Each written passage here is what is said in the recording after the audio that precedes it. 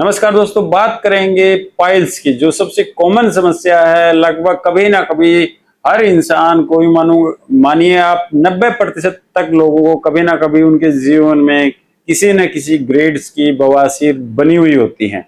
किसी को ग्रेड 1 की बनी हुई होती है, किसी को ग्रेड 2।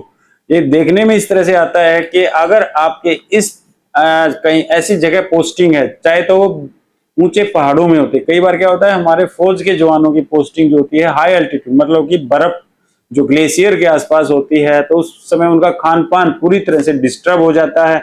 उनको कॉन्स्टिपेशन बनी रहती है, और वही कॉन्स्टिपेशन जब आप स्टूल पास करने की कोशिश करते हैं तो वो वहां से जो फोर्सेज की वजह से ये नीचे की जो झिल्लियां सी लटक जाते हैं, जिनको कि बवासीर बोला जाता है। कभी कभी उनमें से ब्लीडिंग हो सकती है।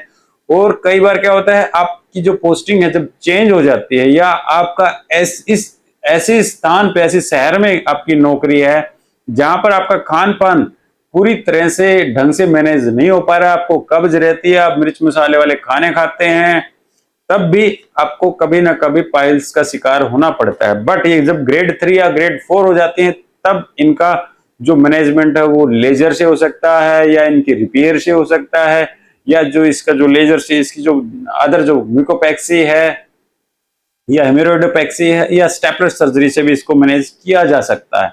बट अगर ग्रेड 1 में है या ग्रेड 2 ही है, या फिर थोड़ी बहुत जो बेचैनी रहती है, तो आप कब्ज का जो कॉन्स्टिपेशन है उसको ढंग से मैनेज करेंगे। 8 किलोमीटर की सैर वॉक प्रत्येक दिन करेंगे। खाने पीने में आप में सलाद व फल, जो सीजन के सबसे सस्ते फल व सब्जियां जो आपके पहुंच में हैं, उनको आप जरूर उनका भरपूर सेवन कीजिए।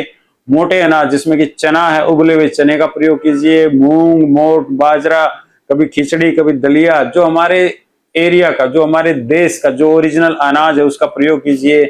चावल, मैदा या फिर जो फास्ट फूड होता है या फिर गेहूं है, उसका प्रयोग कम कर दीजिए। तो आपकी जो पाइल्स है, अगर ग्रेड 1 में है, ग्रेड 2 में है, वो आसानी से आप मैनेज कर लेंगे।